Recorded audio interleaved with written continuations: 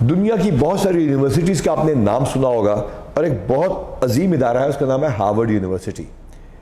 تو آج آپ سے بات کرنے کا مقصد یہ ہے کہ پولیس کی نوکری میں روزانہ کوئی نہ کوئی ایک نئی کہانی سننے کو ملتی ہے جو انسان کو حیران کر دیتی ہے۔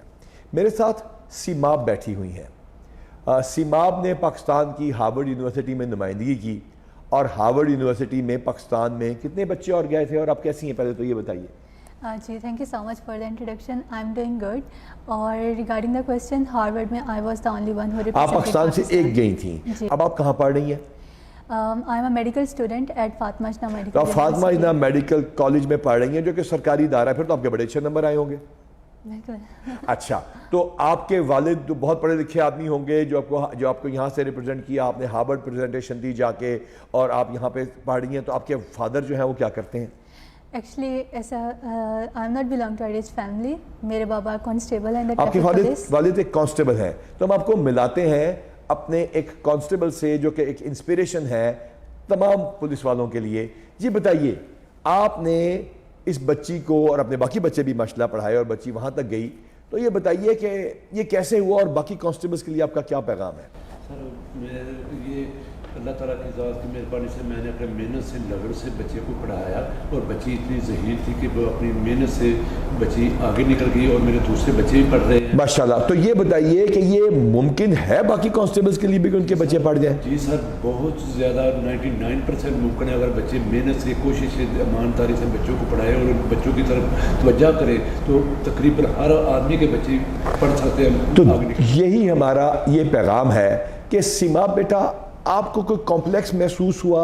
آپ ہماری بیٹی ہیں، آپ کو کیا پرابلمز آئیں جب آپ پڑھتی تھیں، اور آپ باقی بچوں کے لیے کیمرے میں دیکھ کے کیا پیغام دیں گی؟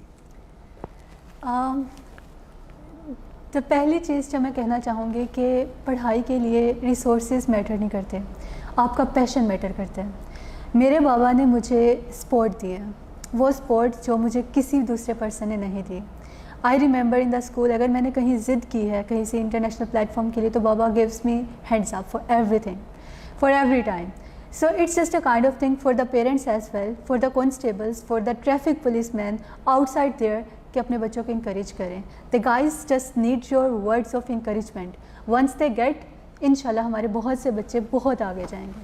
سو it's only a single message from me now. تو ہماری بیٹی ہمیں بتا رہی ہیں کہ اگر ایک ٹریفک کانسٹیبل کی بیٹی جس نے ریسورسز میں کیا، جس کو محکمہ بھی سپورٹ کر رہا ہے، اور اب تو ہم نے کانسٹیبلز کے لیے فورن اسکالرشپس کھولنی ہے، اور انشاءاللہ تعالیٰ یہ ہم شہداء کے بچوں کے لیے بھی کر رہے ہیں۔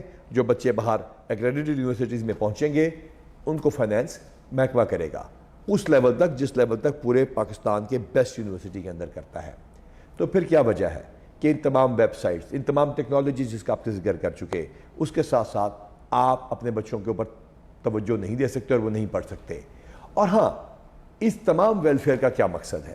ہاں، آپ کے بچے پڑھ جائیں، یہ بھی مقصد ہے، لیکن اس کا مقصد یہ ہے کہ آپ محفوظ فیل کریں اور آپ دوسروں کو محفوظ کروائیں، اور آپ یقینی بنائیں، اور آپ یہ لوگوں کو بتائیں کہ پولیس کا محکمہ کیا اچھے کام کر سکتا ہے، تاکہ لوگ آپ کے حق میں دعا کریں اور اللہ تعالیٰ ہمارا حامی و ناصر ہو۔